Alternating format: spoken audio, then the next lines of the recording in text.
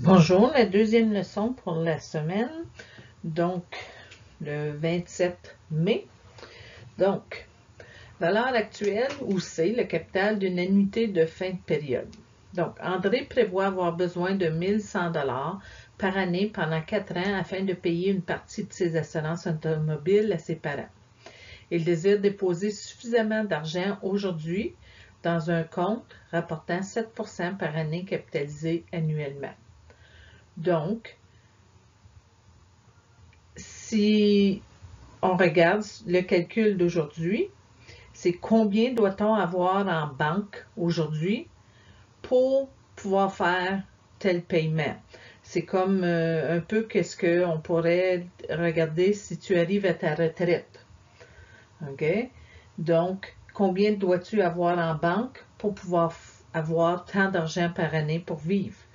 Ou toi, à la fin de ton été, combien d'argent dois-tu avoir en banque pour pouvoir vivre pendant ton année, si tu ne travailles pas pendant l'année.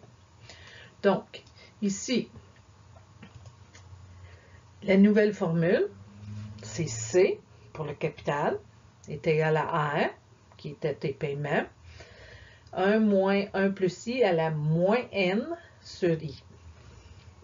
Donc, dans ceci, C, c'est le capital ou la valeur actuelle, c'est qu'est-ce qu'on cherche. R, c'est le paiement régulier. Dans ce cas ici, c'est 1100 $ qu'il fait. I, 7%, OK? Donc, en décimale, 0,07.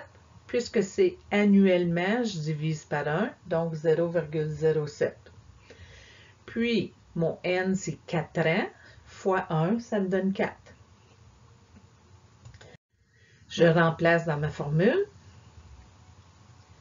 Je fais le calcul pour ma parenthèse carrée. Donc ici, j'ai ajouté des parenthèses pour finir par avoir la bonne valeur quand on pitonne. On va mettre parenthèse, 1 moins, ouvre la parenthèse encore, 1 plus 0,07, ferme la parenthèse, exposant négatif, souvent c'est petit négatif entre parenthèses, okay, ou un plus ou moins, 4, ferme la parenthèse, divisé par 0,07, ça devrait me donner 3,387211256.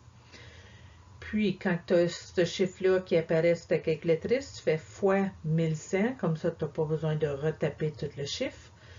Puis, ça va te donner 3725,91. Donc, il a besoin de 3725,91 dans son compte pour pouvoir avoir 1100 $ à tous les ans pendant 4 ans. Thérèse achète un téléviseur et accepte de payer par versement échelonné de, okay, il y a un ITRO, 75 $ fait à la fin de chaque mois pendant 3 ans. Si on lui demande 24% d'intérêt par année capitalisé mensuellement, détermine le prix comptant équivalent du téléviseur et l'intérêt total. Donc, 24%, c'est un haut taux d'intérêt. Ça, c'est les taux que des cartes de crédit vont demander. Ou des fois, des magasins, on va dire, ah, tu n'as pas besoin de payer pendant 2 ans. OK?